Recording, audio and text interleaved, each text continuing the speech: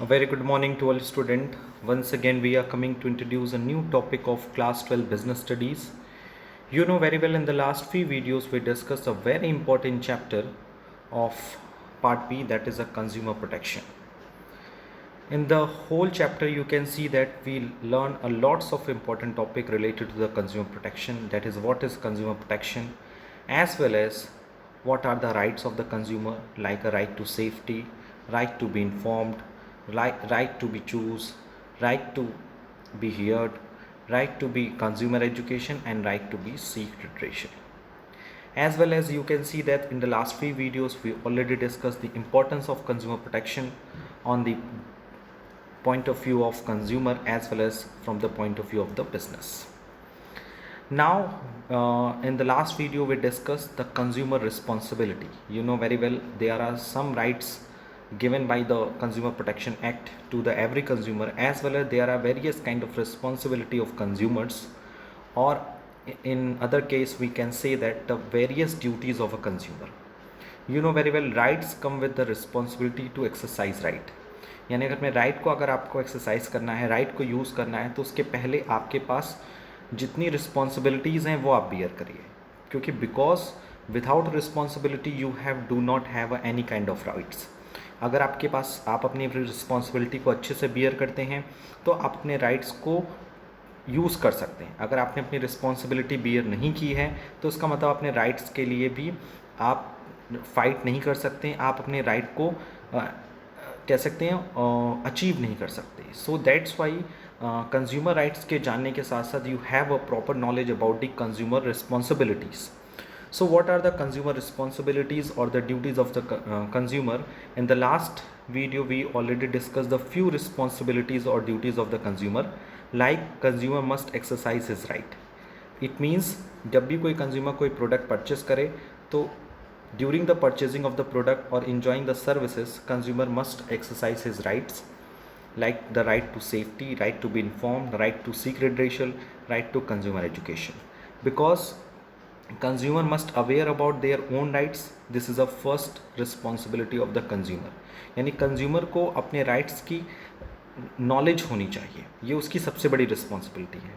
Many of the consumer ऐसे हैं जिनको अपने राइट्स के बारे में पता ही नहीं. सो ये सबसे बड़ी ड्यूटीज़ है कंज्यूमर के कि उनके अपने राइट्स पता होनी चाहिए. The second one is a consumer must be a cautious consumer. It means while buying a product or services, a consumer should take in a few types of steps, like what is the name of the product, what is the manufacturer of the product, who is the manufacturer of the product, and what is the date of the manufacture, what are the date of the expiry, what are the weight of the product, is there any standardization mark printed on the product or not. यानी जब हम किसी product को ख़रीद रहे हैं तो उस प्रोडक्ट पे जो स्टैंडर्डाइजेशन मार्क होना चाहिए, क्या वो उस प्रोडक्ट पे प्रिंट है या नहीं है, ये कंज्यूमर की रिस्पॉन्सिबिलिटी बनती है कि वो उन सारे मार्क को जस्टिफाई करे, सर्च करे, एंड देयर आफ्टर वो उस प्रोडक्ट को परचेस करे. Like you know very well ISI mark for the electrical products. तो ये मेरी रिस्पॉन्सिबिलिटी है कि जब भी हम किसी प्रोडक्ट को परचेस करें तो हम देखें कि उस प्रोडक्ट पे ISI मार्क है कि नहीं है. अगर हमने अपनी रिस्पॉन्सिबिलिटी अच्छे से बियर की है तब हम अपने राइट टू सेफ्टी को यूज़ कर सकते हैं. जब उस पर्टिकुलर प्रोडक्ट से अगर हमें कोई लॉस होता है, सपोज़ अगर मैंने कोई प्रेशर कुकर परचेस किया और परचेस करते के टाइम मैंने उस पर ISI मार्क देखा तो मैंने अपनी रिस्पॉन्सिबिलिटी बियर की. अगर इन फ्यूचर उस प्रोडक्ट से हमें कोई लॉस होता है तो उस लॉस के लिए कौन रिस्पॉन्सिबल होगा? The manufacturer. So it is very important for every consumer is that they must bear their rights and their responsibility, and thereafter he can use his rights, as well as the MRP, maximum retail price, direction for the using the product, or the precaution to be taken while using the product. It means जब भी कोई consumer किसी product को purchase करता है तो उससे purchase करने से पहले उस प्रोडक्ट से रिलेटेड जितनी भी इंफॉर्मेशंस हैं, जितनी भी इंपॉर्टेंट इंफॉर्मेशन है, वो उसे एज अ कॉशियस कंज्यूमर की कैटेगरी में लाती है. As well as you can see that in the last video the very important responsibility or duties of the consumer, that consumer must be file a complaint for the redressal of genuine grievances. It means her consumer को अपने complaints file करने चाहिए. किसके लिए? Resolution के लिए. यानी उसका क्लेम आपको मिले। आपको अपने ग्रीवेंसेस के लिए, यानी अपने कह सकते हो ना कि अपनी जो भी रिस्पॉन्सिबिलिटीज़ हैं उसको पूरा करना चाहिए। इट मीन्स अगर कंज्यूमर को थोड़ा भी लॉस हो रहा है तो उस लॉस के लिए उसे कंपनसेशन फाइल करना चाहिए। अगर वो ऐसा नहीं करता है तो यू नो वेरी वेल जो मैन्युफैक्चरर हैं, जो सेलर हैं, वो बार बार ये लॉस क्या करते हैं, या इस just kind of manipulation, just kind of malpractices, just kind of exploitation वो कंज्यूमर के साथ करते ही रहते हैं। So consumer has a responsibility to must file a complaint for the redressal of the genuine grievances, यानी अगर कुछ ग्रीवेंसेस उसके हैं तो उसके लिए उसे कंप्लेन करना चाहिए और उसको सॉल्व करने के लिए हमेशा कोशिश करती रहनी चाहिए। अगर ऐसा वो नहीं करेंगे so this kind of attitude encourage corrupt business practices to continue, जिससे बिजनेसमैन के अंदर ये एटीट्यूड रहेगा कि अरे यार मैं गलत कर रहा हूँ बट मेरे गलत के खिलाफ कोई आवाज़ नहीं उठा रहा है। और जब कोई गलत के खिलाफ आवाज़ नहीं उठा रहा है इट मीन्स कंज्यूमर अपनी रिस्पॉन्सिबिलिटी बियर नहीं कर रहे हैं। सो कंज्यूमर की ये रिस्पॉन्सिबिलिटी बनती है कि अगर उनके सामने कोई भी जेन्युइन ग्रीवेंसेस हैं, जेन्युइन कंप्लेंट्स हैं, तो उसके खिलाफ वो कंप्लेन करें और उस कंप्लेन के लिए वो फाइट करें। Next one is that you can see that the fourth responsibilities or duties of the consumer, that is a consumer must be a quality conscious. It is a very important part, and it is a important part from the day to day activities, because every consumer when he purchase any goods or services, so they before the purchasing or while making purchases, consumer must look the following quality marks, यानी consumer को quality marks देख के ही goods को purchase करना चाहिए। Like for the food product consumer को FPO mark देखना चाहिए। इलेक्ट्रिकल अप्लाइंसेस के परचेस के लिए उस प्रोडक्ट पे ISI मार्क उसको देखना चाहिए। ज्वेलरी परचेस करते समय उस पर हॉल मार्क देखना चाहिए। इन्वायरमेंट फ्रेंडली प्रोडक्ट, अगर वो चाहता है कि कोई प्रोडक्ट इन्वायरमेंट फ्रेंडली है या नहीं है तो उसको सर्च करने के लिए उस प्रोडक्ट पे इको मार्क प्रिंट होना चाहिए। एग्रीकल्चर प्रोडक्ट अगर सर्टिफाइड है तो उस पर भारत सरकार के द्वारा यानी गवर्नमेंट ऑफ इंडिया के थ्रू एग मार्क प्रोवाइड किया जाता है, वो मार्क प्रोवाइड है कि नहीं है। यानी you can see that are different kinds of mark allotted for the different kind of the products.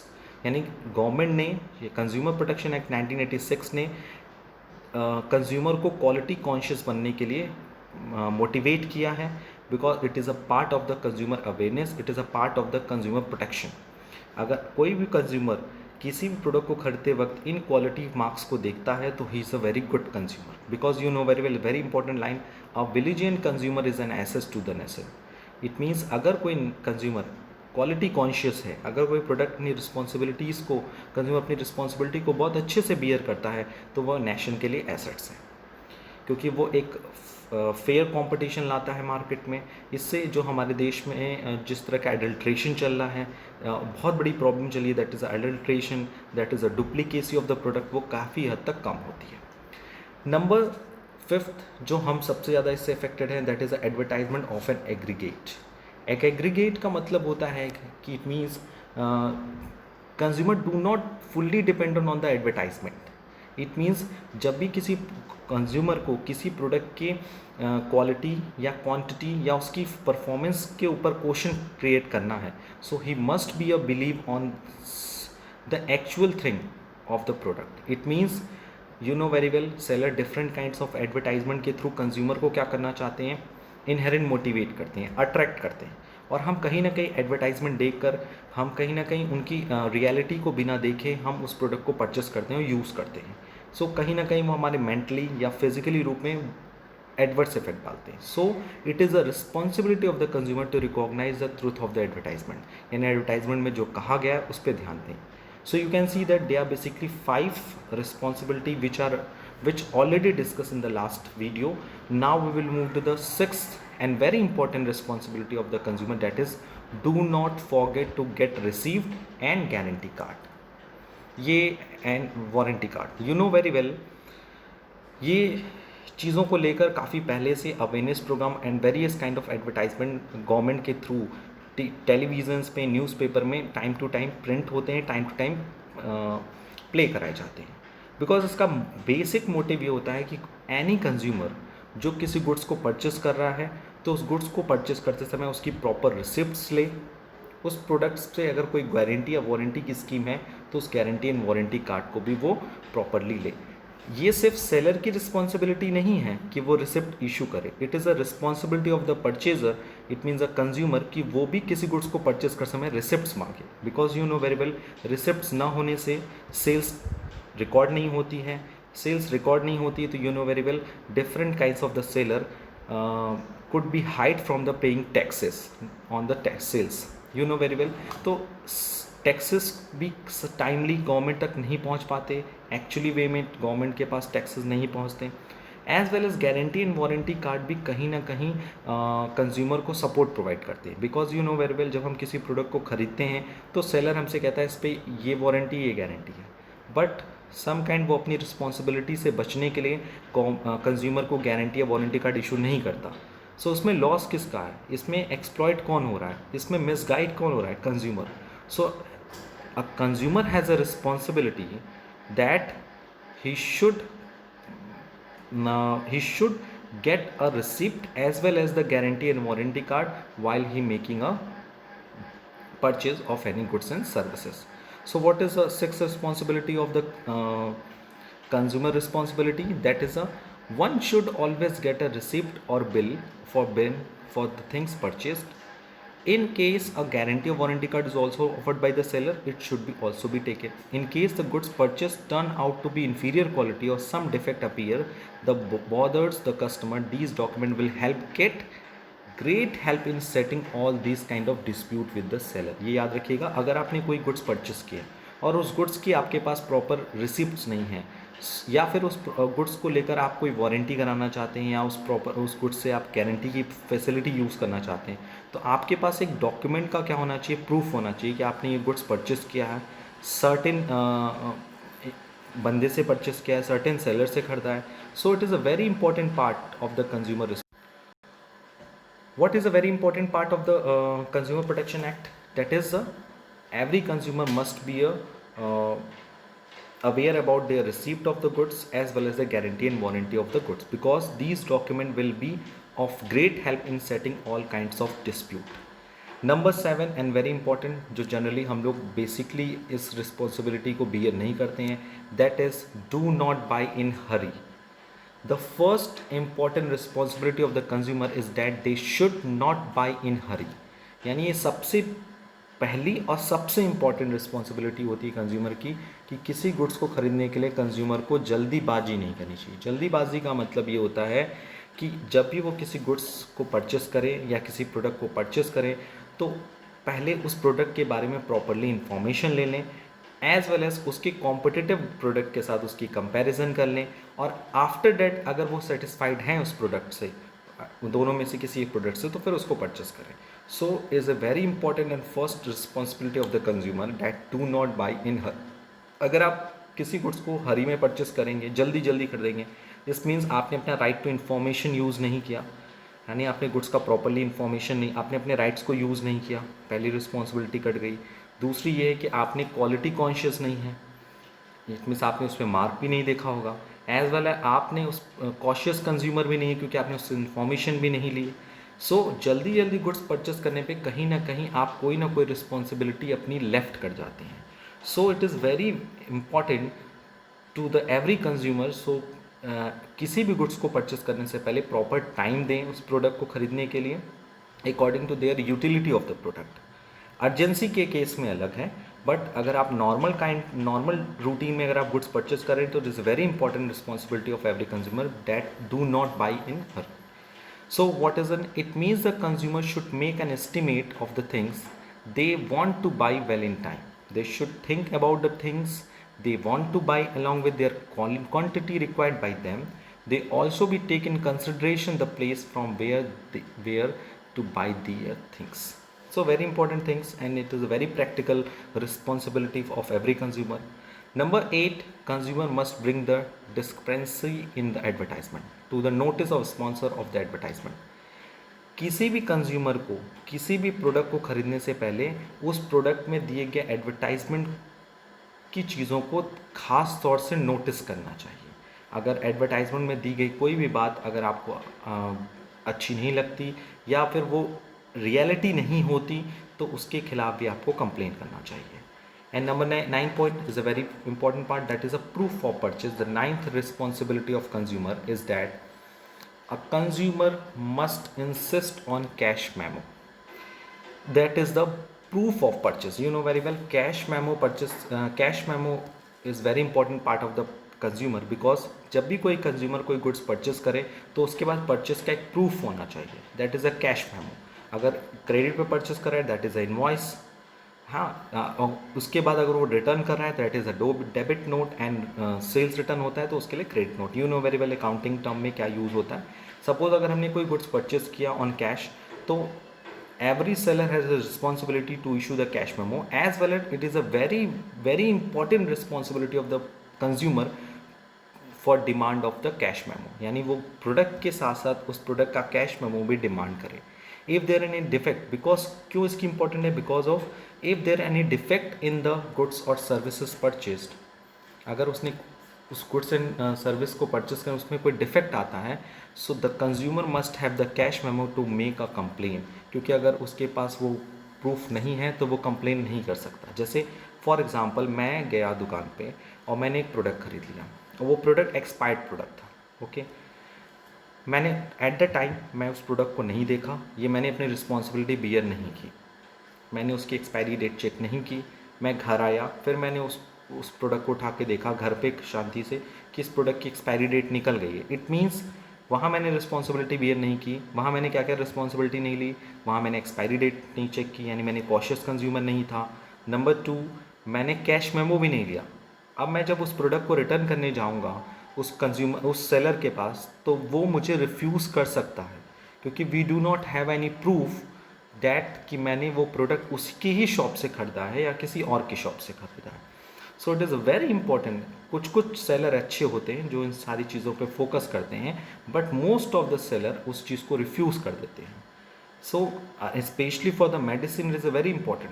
Consumable product में तो काफ़ी इंपॉर्टेंट है. अगर आप कोई प्रोडक्ट खाने के लिए यूज़ कर रहे हैं और as well as liquid product है या फिर कोई मेडिसिन एरिया का है, तो वो आपके लिए ज़्यादा कह सकते हो ना हार्मफुल हो सकता है. सो कंज्यूमर के पास कैश मेमो होना चाहिए. कैश मेमो के साथ साथ प्रोडक्ट को खरीदने से पहले कॉशियस होना बहुत ज़रूरी है. So the point number 7, that do not buy in hurry, cautious consumer, as well as cash memo, as well as the quality marks भी देखने चाहिए प्रोडक्ट को खरीदते वक्त. So the you can see that the various kind of responsibility which are very important for the consumer, as well as there are some kind of right given by the Consumer Protection Act to the every consumer. So you can see that हम right को तभी use कर सकते हैं जब हम अपनी responsibility को बियर किया हो. अगर हमने अपनी रिस्पॉन्सिबिलिटी को बियर अच्छे से नहीं किया है तो हम अपने राइट्स को यूज़ नहीं कर सकते. जैसे अगर हमने प्रोडक्ट को खरीदते वक्त ISI मार्क नहीं देखा और बाद में अगर हमें कोई लॉस होता है, कोई भी कंपनसेशन डिमांड करता है, तो कंज्यूमर प्रोटेक्शन एक्ट में तो क्लियरली लिखा है कि कंज्यूमर की रिस्पॉन्सिबिलिटी क्या है, buy a quality, be a quality conscious. आपको किसी प्रोडक्ट खरीदने से पहले उस पर क्वालिटी मार्क्स देखने चाहिए, आपने तो नहीं देखा, तो अब आप right to be safety use, right to safety use नहीं कर सकते. वाई? बिकॉज आप सेफ कैसे रहेंगे जब आपने गवर्नमेंट के द्वारा इशू की गई सेफ्टी मार्क्स वाले प्रोडक्ट नहीं खरीदे हैं. तो कहीं ना कहीं वो चीज़ें आपके लिए एडवर्सेबल इफेक्ट डालेंगी. So you can see that there basically 9 special rights, 9 special responsibility of the consumer while he purchasing any goods and services. And apart from this, there is a other kind of responsibility which are very important part of the Consumer Protection Act, that the few other responsibility of the consumer, that is from consumer societies which could play an active part in educating the safeguard their interest. यानी कि अगर हम बात करें consumer के, तो consumer को अपने इंटरेस्ट को प्रोटेक्ट करने के लिए, सेव करने के लिए प्रॉपरली एजुकेट होना चाहिए, बहुत ज़रूरी है. Discourage black marketing, hoardings and choose only legal goods and services. ये भी हमारी रिस्पॉन्सिबिलिटीज़ हैं कि हम वही प्रोडक्ट को यूज़ करें, वही सर्विसेज को यूज़ करें जो लीगल हो. कभी कभी हम ऐसे प्रोडक्ट भी खुद भी यूज़ करते हैं जो ब्लैक मार्केटिंग के थ्रू होते हैं, क्योंकि उनकी मार्केट प्राइस जो होती है वो बेसिकली उसकी जो एक्चुअल प्राइस जो होती है वो मार्केट प्राइस से लो होती है.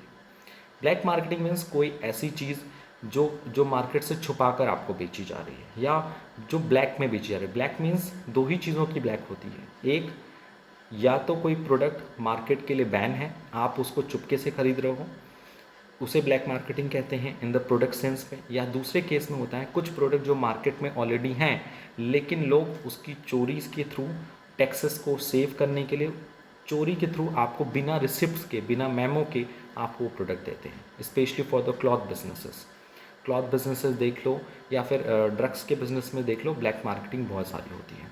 And number third and very important responsibility of every consumer, because we are a part of the environment, we could respect the environment, हमें अपने इन्वायरमेंट को रिस्पेक्ट करना चाहिए, इन्वायरमेंट को प्रोटेक्ट करना हमारी जिम्मेदारी है। So from this point of view, respect the environment, avoid waste, littering and contribution to pollution. It means हमारी कंज्यूमर की रिस्पॉन्सिबिलिटी ये बनती है कि हम ऐसे प्रोडक्ट को परचेस करें जो इन्वायरमेंट फ्रेंडली हो, जिस पे इको मार्क प्रिंट हो, एज वेल एज हम प्लास्टिक जो बैग्स हैं उनको रिफ्यूज़ करें, और जो कपड़े के बैग्स हैं उनको यूज़ करने पे ज़्यादा कॉन्सेंट्रेट करें। So these are the 9 special responsibility of the consumer and 3 other responsibility which are given under the Consumer Protection Act 1986, and I hope कि we are very much aware about these responsibility, and from today we will bear our all the responsibility very carefully, because we are a very good and very educated and respected consumer. Okay, so मुझे लगता है कि आने वाले समयों में आज से ही हम लोग यही सारी रिस्पॉन्सिबिलिटी बियर करें, क्योंकि यू नो वेरी वेल अगर हम अपनी रिस्पॉन्सिबिलिटी को अच्छे से बियर नहीं कर सकते तो हम अपने राइट्स को फ्यूचर में यूज़ नहीं कर पाएंगे। So these are the important part of this chapter, that is the responsibility of the consumer, that is the duties of the consumer. So after the discussing the consumer responsibility, now we will move to the next topic of this chapter. So the next topic of this chapter, that is a consumer organization and NGO. What is consumer organization and NGOs? You know very well, किसी भी product को लेकर, उसके service को लेकर या उस product के यूज़ करने के बाद अगर आपको किसी प्रकार का कोई डिससेटिस्फैक्शन है या आप उस प्रोडक्ट को लेकर सेटिस्फाइड नहीं हैं, तो you will go to the 3 tier redressal agencies. आपको पता ही है इन सारी चीज़ों के बारे में। So as a individual consumer भी हम जाकर कोर्ट में कंप्लेन कर सकते हैं, या फिर कंज्यूमर ऑर्गेनाइजेशंस होते हैं जो इंडिविजुअल्स कंज्यूमर होते हैं उनके बिहाफ पे जाकर कंज्यूमर के लिए क्लेम या कंप्लेन फायर कर सकते हैं। So you can see that a various kind of organisation work in our country, just like a business organisation. जो एक एरिया में कई तरह के बिजनेसेस होते हैं वो सब अपने एक एसोसिएशन चलाते हैं, that is a business organisation. Hindi में बोलते हैं व्यापार मंडल, एसोसिएशन ऑफ द ट्रेड। उसी तरह से हमारे कंज्यूमर्स के लिए भी कई तरह के ऑर्गेनाइजेशन चलते हैं, and these organisation are fully in nature of NGO. NGO means not for profit, non government organisation. इन नॉन गवर्नमेंट ऑर्गेनाइजेशन मतलब ये गवर्नमेंट से एफिलिएटेड तो नहीं होते हैं, बट ये सारे काम जो होते हैं गवर्नमेंट की हेल्प से ही किए जाते हैं। So you know very well a various kind of consumer organisation and NGOs are work in our countries for the protection and promoting the consumer interest. So before the starting of this topic, I want to explain some kind of the important term related to the consumer organization and NGOs. That is, you can see that मैंने अभी आपको बताया कि business, कई सारे businesses होते हैं एक पर्टिकुलर एरियाज़ में हैं, या फिर अगर आप किसी भी एसोसिएशन को देख लो, लेकिन टीचर्स के जो गवर्नमेंट टीचर्स हैं उनके भी एसोसिएशन होते हैं, टीचर्स एसोसिएशन। वैसे ही आपके जितने भी सेमी गवर्नमेंट्स एम्प्लॉयज़ होते हैं इनके एसोसिएशन होते हैं। You can see that in the factory में लेबर यूनियन होता है, जो उन सारे एम्प्लॉयज़ जो उस फैक्ट्री में जो पर्टिकुलर लेबर्स वर्क करते हैं उनको ऑर्गेनाइज करने के लिए, उनके इंटरेस्ट को प्रोटेक्ट करने के लिए और प्रमोट करने के लिए लेबर यूनियन होते हैं। Just kind of things, same things, consumer organisation and NGOs are work in our country to promote and protect the consumer interest. Okay, so what is the topic of consumer organisation NGOs, इनके बारे में हमें थोड़ा बहुत knowledge होना चाहिए। And the consumer organisation NGOs is that are the voluntary association of consumer, it means ये जो एसोसिएशन होते हैं वो वॉलेंट्री होते हैं, इनको कंपल्सरी, इनको बनाना कंपल्सरी नहीं होता, पहली बात। दूसरी, in India several consumer organisation and non government organization that is NGO have been set up the for the protection and promotion of the consumer interest. इनका मेन मोटिव ये होता है कंज्यूमर के इंटरेस्ट को प्रोटेक्ट करना और promote करना। However only few of them have become prominent। बहुत सारे हमारे NGOs हैं, बहुत सारे कंज्यूमर ऑर्गेनाइजेशन है जो कंज्यूमर के इंटरेस्ट को प्रोटेक्ट और प्रमोट करने के लिए इनकॉर्पोरेट किए गए हमारे देश में, लेकिन उसमें से कुछ ही ऐसे हैं जो प्रोमिनेंट मीन्स बहुत कुछ ही लोग हैं जो कि अपने कहते हैं ऑब्जेक्टिव पे स्टैंड कर पाए हैं और सक्सेस हो पाए हैं। सो उसमें से कुछ नाम है, that is some of them are, the number one is VOICE which are establish in New Delhi में VOICE, common cause that is New Delhi, consumer guidance society of India that is Mumbai, consumer education and research centre Ahmedabad. ये कुछ NGOs के name हैं या consumer associations के name हैं जो हमारे इंडिया में प्रोमिनेंट वे में कंज्यूमर के इंटरेस्ट को प्रोटेक्ट और प्रमोट करते हैं। बेसिकली इनका काम होता है कि अगर किसी कंज्यूमर को किसी प्रकार की कोई प्रॉब्लम है किसी प्रोडक्ट या सर्विस को लेकर, उनके साथ कोई मिसगाइड हुआ है, उनके साथ कुछ गलत हुआ है, so he will easily go to the VOICE office, he can easily go to the common cause office and file his complain. और फिर वो एसोसिएशन क्या करेगा, उस इंडिविजुअल के पॉइंट ऑफ व्यू से कलेक्ट करेगा कि क्या ऐसी समस्याएं, ऐसी प्रॉब्लम किसी अदर तरह के कंज्यूमर्स को है क्या। Because you know very well, अकेला इंसान या तो अपना लाइफ सर्वाइव कर ले, या तो अपना जीवन जी ले, या तो वो इस कोर्ट कचहरी के चक्कर में पड़ा रहे। सो कंज्यूमर एसोसिएशन इसीलिए बनाया गया है कि कंज्यूमर के कंप्लेन को और उनके क्लेम्स को स्ट्रांगली वे में प्रेजेंट किया जा सके, और उसको प्रेजेंट करने के लिए एक स्ट्रॉन्ग बॉडी का होना ज़रूरी है। और ये स्ट्रॉन्ग बॉडीज़ कौन कौन सी हैं, इनके नाम मैं आपको सामने प्रेजेंट कर रहा हूँ। ये कंज्यूमर एसोसिएशंस हैं एंड NGOs हैं जो गवर्नमेंट, प्योरली गवर्नमेंट रिकॉग्नाइज नहीं है, ये प्राइवेटली बॉडीज़ होती हैं, बट इनका मेन मोटिव होता है कंज्यूमर के इंटरेस्ट को प्रोटेक्ट और प्रमोट करना, ताकि अगर किसी कंज्यूमर को कोई प्रॉब्लम है, सपोज़ न्यू दिल्ली में वॉइस है, हाँ हमें कोई प्रॉब्लम है और मुझे लगता है कि मैं उस कंपनी से डायरेक्टली फ़ाइट नहीं कर सकता, मैं कंज्यूमर फोरम में जाऊँगा, we do not have a sufficient time, मैं डे टू डे अपनी ऑफिस जाऊँ, अपनी लाइफ चलाऊँ कि मैं क्लेम करूँ। प्रैक्टिकली वे में आप देखो तो इट इज़ नॉट पॉसिबल। सो उसके लिए हमने क्या किया, वॉइस से कांटेक्ट किया या कॉमन कॉज NGO से कांटेक्ट किया, उन्होंने मुझे गाइड किया कि आप अपनी जो भी शिकायतें हैं, जो भी चीज़ें आप मेरे पास फाइल कर दो, ठीक है, जो भी अपडेट रहेगी वो हमें इन्फॉर्म करेंगे। और फिर उसके बाद वो सर्च भी करते हैं कि क्या इस तरह की प्रॉब्लम सबके साथ हुई है कि सिर्फ मैं ही अकेला हूँ। तो इससे भी स्ट्रॉन्ग मिलता है कि अगर किसी एक प्रॉब्लम या कंप्लेन को लेकर कई सारे लोग हैं तो वो मिल के एक साथ कॉमन कॉज एंड वॉइस में पिटिशन देते हैं या एप्लीकेशन देते हैं। फिर कॉमन कॉज क्या करता है, उन सारे कंज्यूमर के बिहाफ पर जाकर कंज्यूमर फोरम में उनके क्लेम एंड कंप्लेन को फाइल करता है और कंपनसेशन डिमांड करता है। So what is the basically purpose of the consumer organisation and NGO, मुझे लगता है कि ये चीज़ें आपको क्लियर हो गई होंगी। एंड इनके नाम आप you can see that VOICE, common cause, consumer guidance society of India, consumer education and research centre Ahmedabad, CUTS consumer utility and trust society Jaipur. The consumer coordination council has been set up as the an apex body of consumer organization in India। ये बहुत important line है, so please note down in your copy. The consumer coordination council had been set up as the apex body of consumer organization India.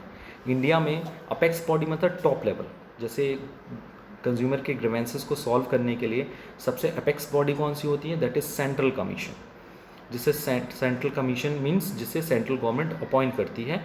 ये किसके ऊपर होती है, district forum के ऊपर होता है स्टेट फोरम होता है सेंट्रल कमीशन। उसी तरह से इन सारे जो NGOs है, जो सारे कंज्यूमर ऑर्गेनाइजेशन है, उसमें सबसे apex body of consumer organization है वो है कंज्यूमर कोऑर्डिनेशन काउंसिल, जिसे इंडिया में इस्टेब्लिश किया गया है, जो सारे कंज्यूमर ऑर्गेनाइजेशन को कहते हो ना डिसिप्लिन में रखता है, एक लाइन ऑफ ऑर्डर में रखता है और उनको हेल्प भी करता है, ये भी कह सकते हैं। So you can see that in today video firstly we discuss the